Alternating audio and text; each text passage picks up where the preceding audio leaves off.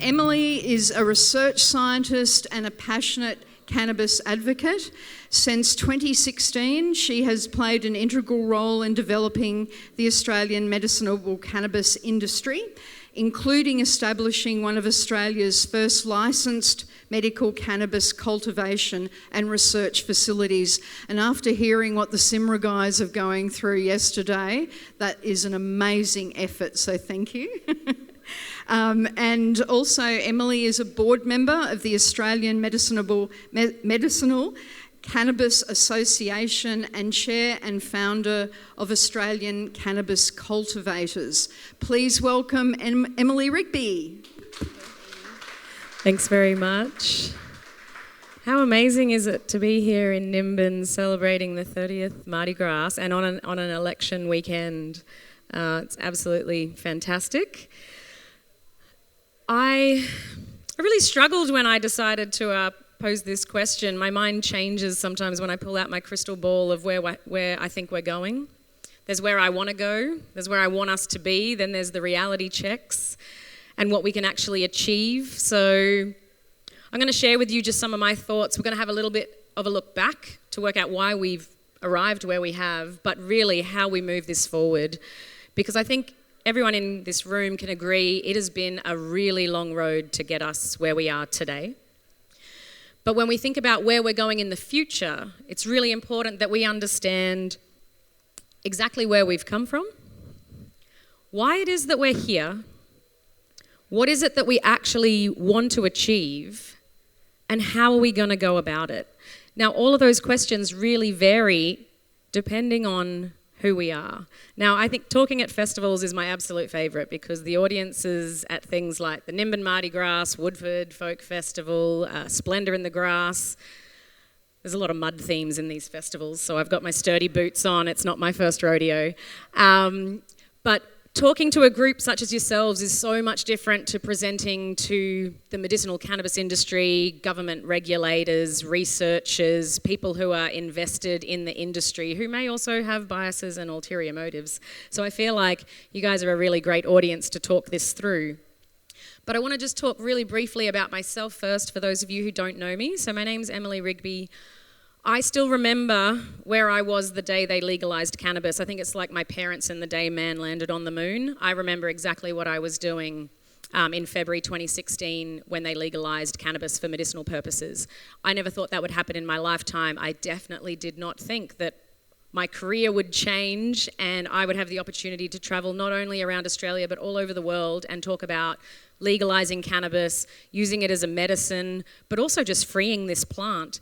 Now, I've always had a passion for the natural world and natural medicines. I studied environmental science, and originally I worked in ornamental horticulture. So that's all the pretty plants that you can't eat or smoke, for that matter. And in 2016, when they changed the legislation, I'd been looking for something different. And I knew exactly in that moment that this was the new crop that I'd been waiting for. So I was working as a horticultural research scientist. And I was lucky, I was literally packing my bags to go on a Nuffield International Farming Scholarship. Now, if you've never heard of a Nuffield, it's a fantastic opportunity if you work in primary industries for you to travel the world and look at a research project that interests you. While I was travelling, I got my foot in the door of my first ever legal medicinal cannabis facilities over in Canada, the US and in Israel. And I came back to Australia and I tell you, I was afraid that it was career suicide. I still remember a conversation I had with a cultivator in Florida as they were setting up their first facility in 2016. And he said, don't worry about the stigma. I was worried. I thought, career suicide, I'm going to be the marijuana lady, the ganja girl. I don't know if I want that attached to me. Think of all the stigma that comes with this. And it's a little bit like what Miles was talking about earlier about stepping into the limelight and taking that political route, because that's challenging. So thank you, Miles, and thank you everyone who steps up. It's not an arena I want to play in, but I want to be able to talk to you and share this message. So I work globally, but I have a real strong passion for education and advocacy. So now I want to hear a little bit about you, and I would like to know what your relationship with cannabis is. And I think the easiest one probably is put your hand up if you've ever consumed cannabis. Keep your hand up if you've consumed it for medical reasons. Keep it up if you accessed it through the legal medical system. And keep your hand up if you were actually happy with that process. Yeah, there's no hands left. Oh no, there's one hand left. That's pretty good. At least there's one. So this is a real issue. I think it is actually fantastic that it's really easy to get access to cannabis now through a prescription, but the process still needs a lot of work. I would also like to pose the question of what role do you play in removing the stigma and helping us to remove the discrimination and free this magnificent plant. Cannabis is not only useful as a medicine or to make us feel good as a recreational substance. There's nothing wrong with feeling good. But cannabis also has all these other myriad of opportunities for us when it comes to food, fibre, even environmental cleanups. It's a great bioremediator. There's so many opportunities. So there's so many rabbit holes that you could go down. So whether you want to help volunteer for the legalised cannabis party, step up as a politician, become the best cultivator or plant geneticist, or help us lobby, help us educate, get into extraction and developing, products with increased bioavailability, help us lobby against this ridiculous drug driving laws. There are so many different avenues in the cannabis industry, and I encourage you, or even just in the cannabis movement, I encourage you to get involved and to think about why it is that you are here and why it is that we are all here. So collectively, I believe we're all here to free this plant, to remove the stigma and to remove the discrimination, and we've got a long way to go. So when we think about where we're going, we need to consider where we've come from. Now, we know we've come from a history of prohibition and war on drugs, if you look back in the last 100 years, but if we look back even further, humans have had a very long symbiotic relationship with the cannabis plant. So it was believed to have originated around 28 million years ago on the Tibetan Plateau. Its first recorded use in our history is 10,000 BC. Its first recorded use as a medicine dates back around 4,000 years ago. So we've had a very long symbiotic relationship with this plant, which means this plant has had a significant impact on the evolution of humans, and we've also had a significant impact on this plant. So you can find cannabis all over the world.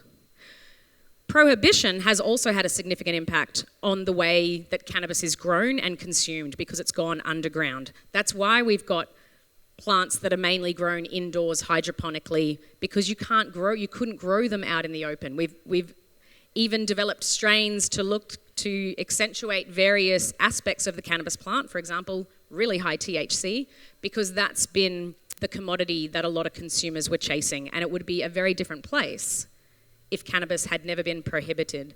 I don't have too much time to talk, so I won't go into the full history of cannabis, but if you're not aware of the whole story of how prohibition came about, straight after alcohol prohibition ended, and Henry J. Anslinger, then I really encourage you to look up that story, because huge amount of misinformation that we're still trying to undo today, huge amount of discrimination to minority groups, and they made themselves jobs, and they helped out their mates. Nothing's really changed. We kind of know this ball game that gets played, but I encourage you to look into it if you don't know. But what I'm really here to talk about today is where we're going from here. But we need to understand exactly where we are today. So I've spent a lot of my life helping develop the medicinal cannabis industry. It's not always a fun job, I can tell you that. It's quite tiring, but we've achieved a lot. So it's been 9 years since medicinal cannabis was legalised in Australia.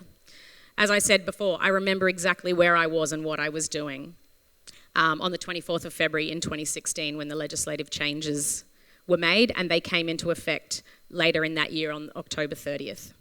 So this allowed for the cultivation of cannabis for medical and research purposes. It allowed people like you and me to access cannabis with a prescription through a doctor. Now, originally that was pretty difficult, but nowadays it's almost too easy and doesn't quite fit the medical system, in my opinion. So we rescheduled from a Schedule 9 to a Schedule 8, which basically allows doctors to be able to prescribe cannabis and acknowledges that cannabis has medical qualities. So if it's in Schedule 9, it doesn't have any medical qualities, and we know that with cannabis that was incorrect. So when we look back, it's been a wild ride the last 9 years. We've seen a huge exponential growth in patients getting access.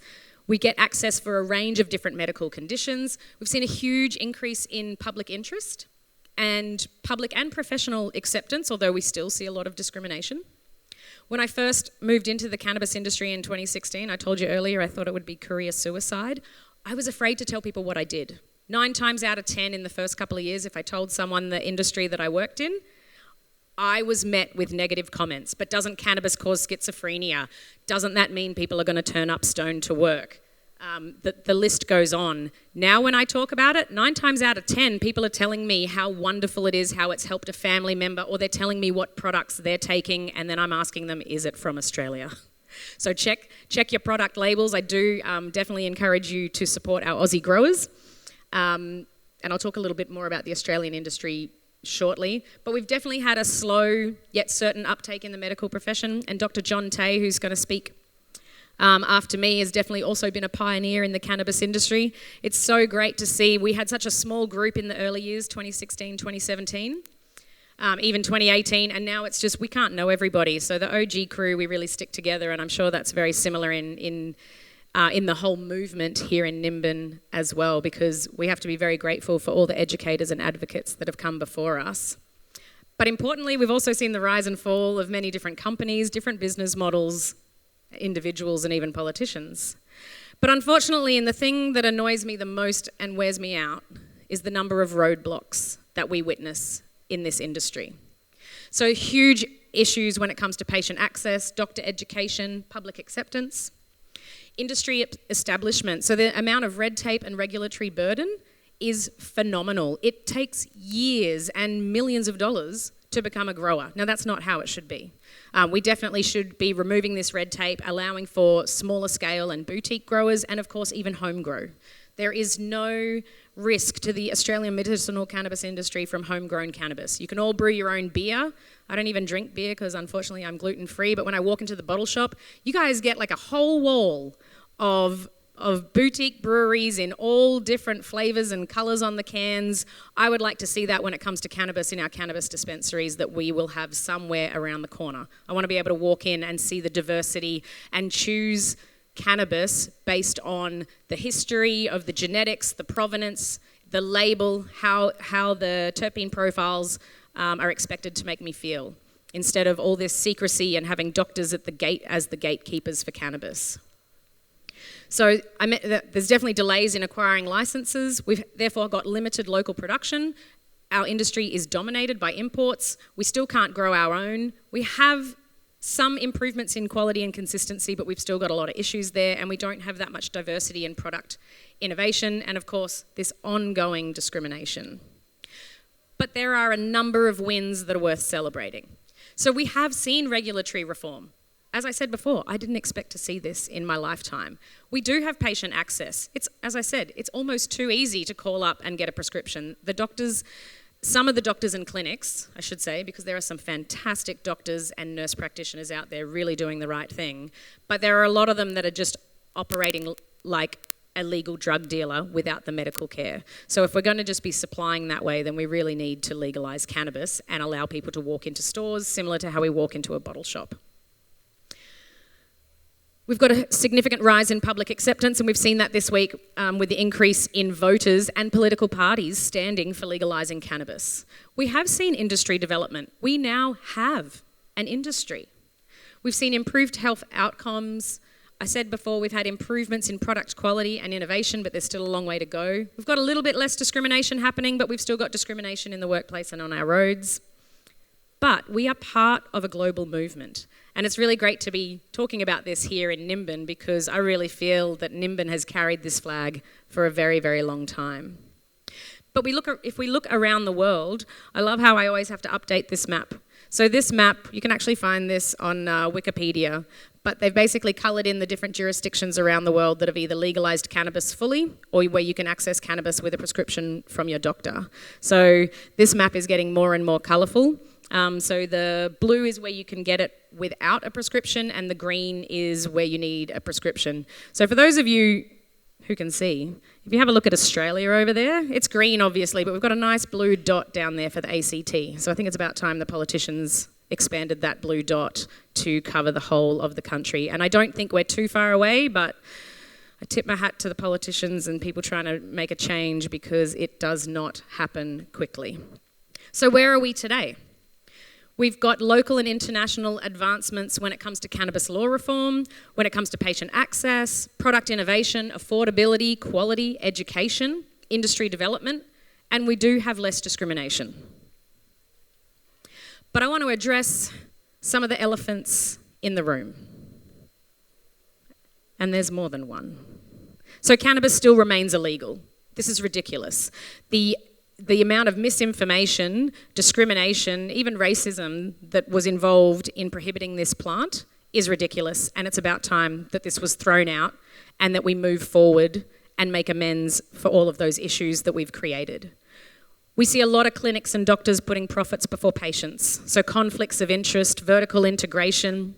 We still have no legal adult use, but we've got this pseudo-recreational medical market. So when I talk about adult use, I talk about adult use instead of a pure recreational market, because I believe there is a huge grey area between pure recreational, as in you're just using it to have fun, versus self-medicating, and there's a big grey area to where your doctor might be prescribing you in that instance. So I talk about adult use.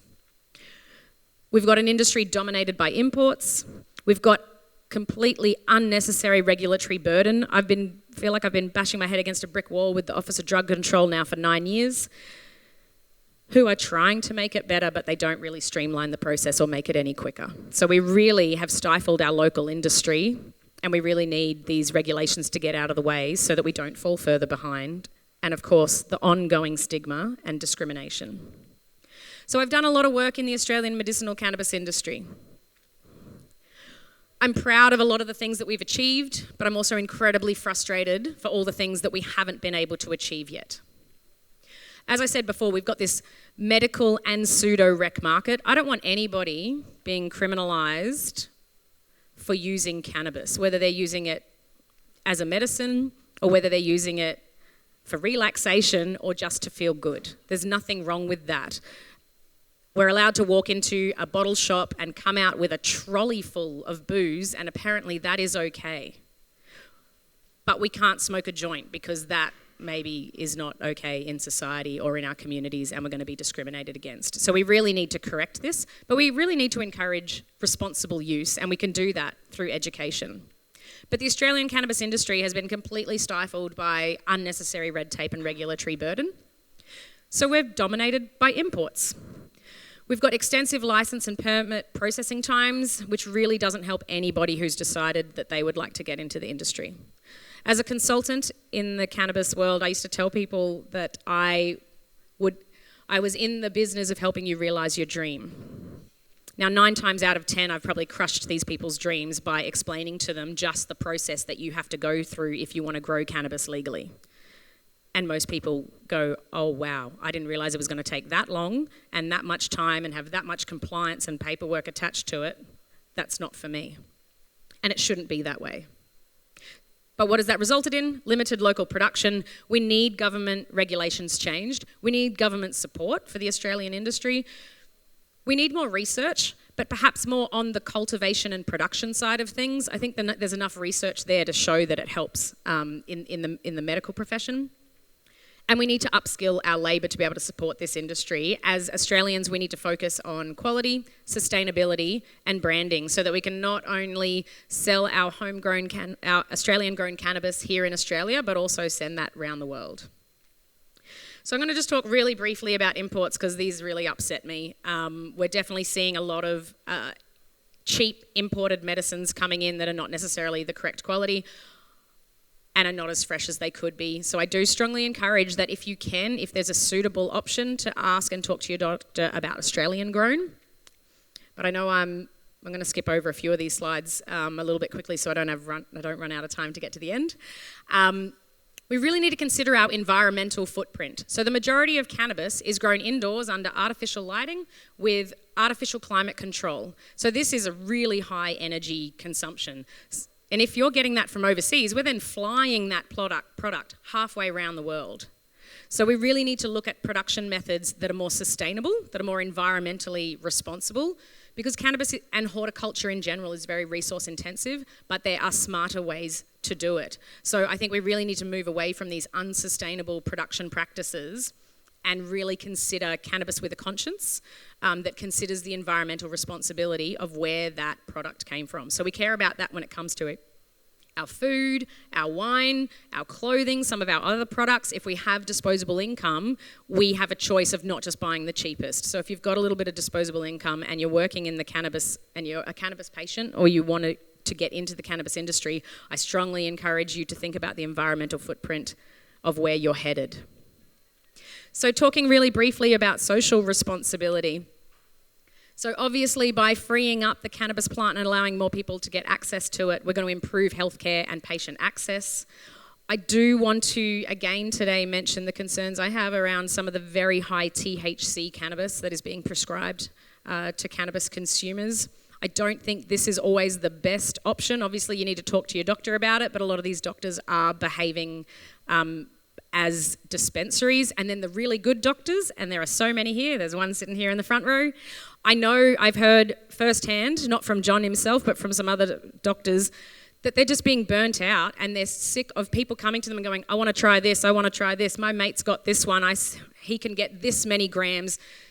This is a dispensary type model, not a medical model. So we really need to separate. We have a social responsibility to separate the medical patients and give them really good medical care. And those people who just want to access cannabis, we need to move them out of the medical system, out of the authorised prescriber SASB system, in a way that we can educate them to the safe and conscious, responsible use of cannabis and really separate the medical cannabis patients out, but where no one is a criminal. We then have an amazing opportunity to create local jobs, to invest in our communities and develop an industry. But really important that we promote the responsible use because everything can be abused, including cannabis. And we owe this to ourselves and our future generations. I do just want to briefly bring your attention to this graph because I know it's going to be pretty hard for you to read up there. So this graph was put together by Professor David Nutt and some colleagues of his back in 2010 in the UK. And they basically lined up all the different drugs and came up with an overall harm score.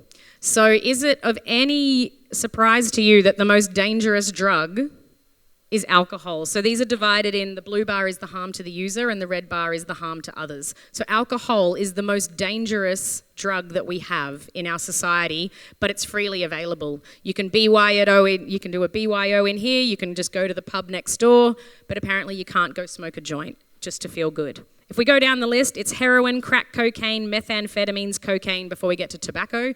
Now I can go buy tobacco if I want to. The packet's going to tell me that I'm killing myself, but I'm still considered an adult and responsible to consume to consume tobacco, but not cannabis. And look where cannabis is, it's further down the list. And for those of you who are interested in the psychedelic movement, MDMA, psilocybin, and LSD are right down the other end. So we've really had this war on drugs around the wrong way. So where are we going to from here? I think it's really important that we think about sustainability, that we think about the triple bottom line. So that's our social, environmental, and economic sustainability. So it's our people, our planet, and our profits. Because look, none of us are going to be here if we don't have enough money to put food on the table and pay the rent or pay the mortgage. So it's really important that we do this, but there's ways that we can work together and marry those items together. So we've had a lot of talk about legalisation this weekend. It is a global movement. I tip my hat to all of the amazing advocates that have come before me, many of those who have passed away before cannabis has been legalised. I want to see this happen in the next 5 years, and I don't want to be wrong about that. Prohibition and the war on drugs has not worked. We continue to see politicians not making decisions based on the scientific fact and recommendations, and we really need this to end. I would also like to see this to particularly support boutique and small growers and home grow, but to really support the Australian industry from the amount of imports that we're seeing here. This will boost the economy and tax revenue, and we can reinvest this into our communities and to public education. We need to reschedule THC and CBD, because they are nowhere near as harmful. We saw before, alcohol's more harmful, and all I have to be is 18 and walk in with an ID, and I can buy enough alcohol to kill myself. We've got it around the wrong way, but I'm preaching to the converted, I know. So we need to remove the discrimination, promote responsible use, talk about it openly, and of course, allow homegrown. So just to touch on briefly, in the ACT, they've allowed this The sky did not fall in. In fact, most people are enjoying growing their own cannabis. It's got a much lower THC content on average. And the study that the Langford Initiative did actually showed, that most of this cannabis was safe. It didn't have mold or pesticide or heavy metal residues. And if it's okay for the ACT, it's okay for the rest of Australia. So I want you to consider supporting local, sustainable and ethical cannabis while we're on our journey to our home grow and legalisation. I want you to consider how this can improve our health and well-being. So cannabis is not just can't just be considered as a pharmaceutical. There's so many other products. And I'm going to skip through this a little bit because we've got a lot of room for improvement. We need to continue to improve access both for patients but also in general wellness and healthcare. So we need further cannabis law reform. We need further support for a local industry. And as someone involved as in the local industry and cultivation, I do encourage home grow as well. And we need to be looking at sustainable cannabis and removing this ongoing stigma and discrimination. And it's great to hear so many people talking about that this weekend. So there's so many opportunities that we have ahead of us. And I'm just going to briefly go over these slides. Obviously, we're all aware that there could be a huge industry if we open up adult use and recreational cannabis. When it comes to cafes, dispensaries, boutique growers supplying them, genetics, the list goes on.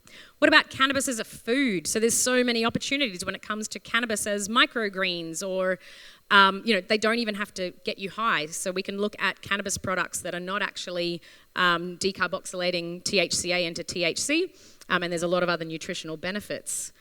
Cannabis-infused beverages, all we have to do is look to the US and Canada and see what some of those states and Canada are doing in this space. So many options for health and well-being. I was living and working in France, setting up a cannabis facility over there, and I remember one of my questions was, can I get CBD? Because that's the number one thing that I want to make sure that I can get. You can buy it in the newsagents. You can buy it at the pharmacy over the counter. You can buy it anywhere. There's no reason that CBD should have been tied up in here. Animal welfare, there's so many opportunities with CBD for pet products, but also when it comes to livestock, so let's not forget our furry friends. And circling back to, I told you I came from the ornamental horticulture industry, I tell you, the man who turns up at my door with this bouquet of flowers, yes. She is such a beautiful plant. And I should actually mention that we shouldn't forget that the male cannabis plant also plays a significant role, because we do often... we do often just refer and praise the female cannabis plant, but we wouldn't get all the amazing genetics that we have without donations from our male cannabis plants as well. But think of these in your office or in your home garden. You don't even have to consume it. They're just beautiful plants. And of course, cannabis tourism. Has anyone here been to Thailand in the last year or so since they legalised it? Wow. Amazing. And then I'm sure there's a lot of people in the room who've been to Amsterdam as well, where cannabis has been in kind of this pseudo-legal movement for a very, very long time. So what I really want to encourage today is that the opportunity is in our hands. As I said at the beginning, I thought it was career suicide for me to step into the medicinal cannabis industry. But look where we are today, 9.5 years on. It's just incredible. So I encourage you to get involved. Don't be afraid. So where to from here? I hope I've given you a few different ideas, but we always need to remember where it is that we've come from. We need to remember what we've achieved so far because this is a long and tiring road. We need to respect and honour and acknowledge exactly where we are now, but we need to really look at where it is that we want to be and how it is that we're going to get there together and what role you are going to play.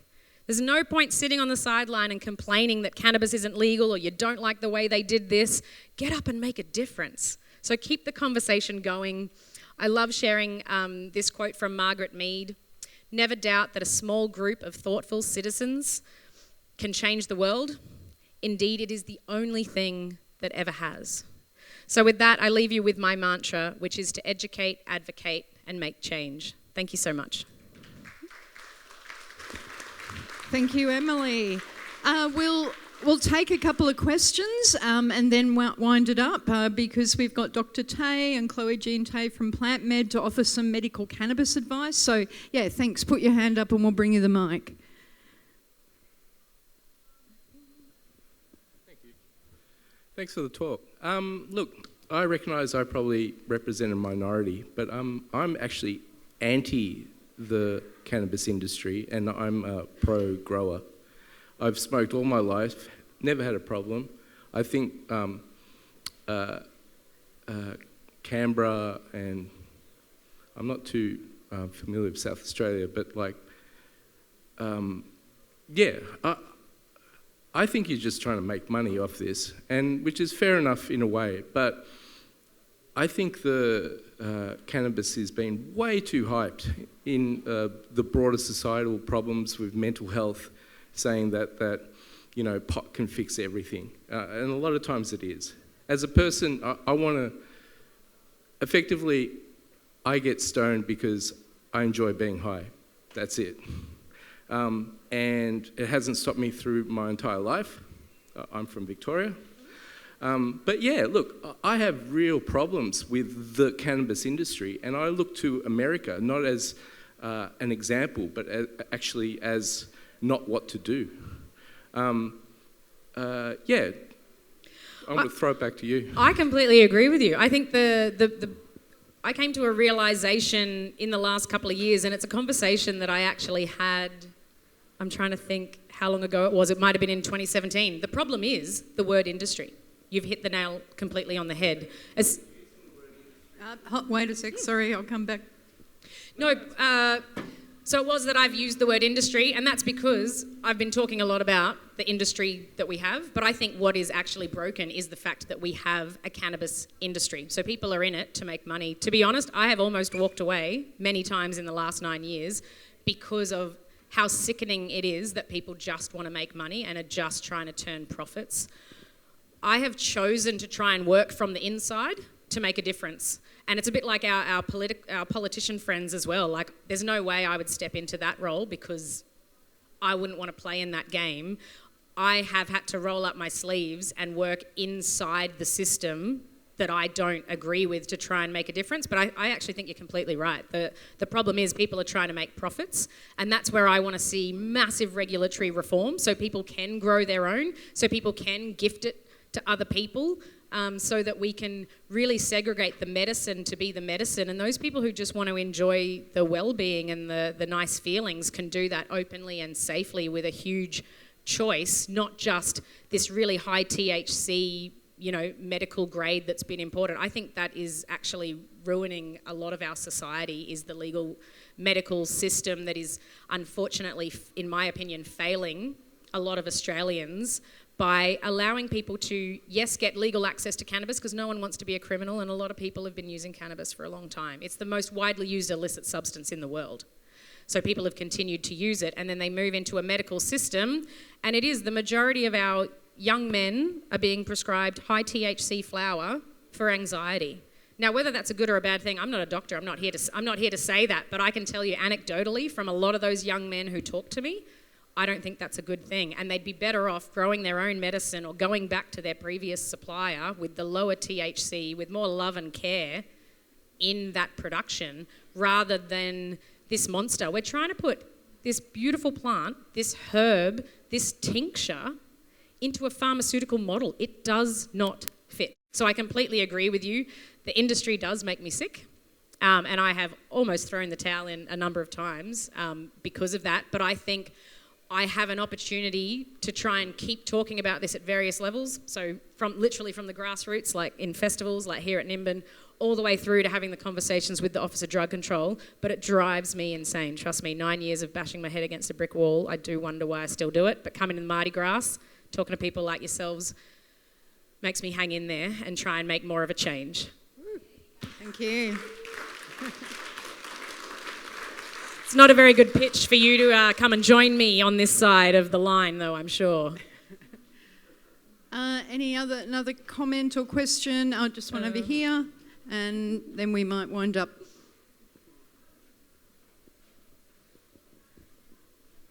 Thank you. Emily, if you had a magic wand, what would you create the future to be? Wow, if I had a magic wand. Wait, are we just talking about me, or are we talking about the cannabis? The cannabis industry? I would go back and make sure that Henry J. Anslinger was probably never born, and that we never had prohibition, and that we were able to really develop this plant within our communities with our various different medicine givers and carers, so not just doctors.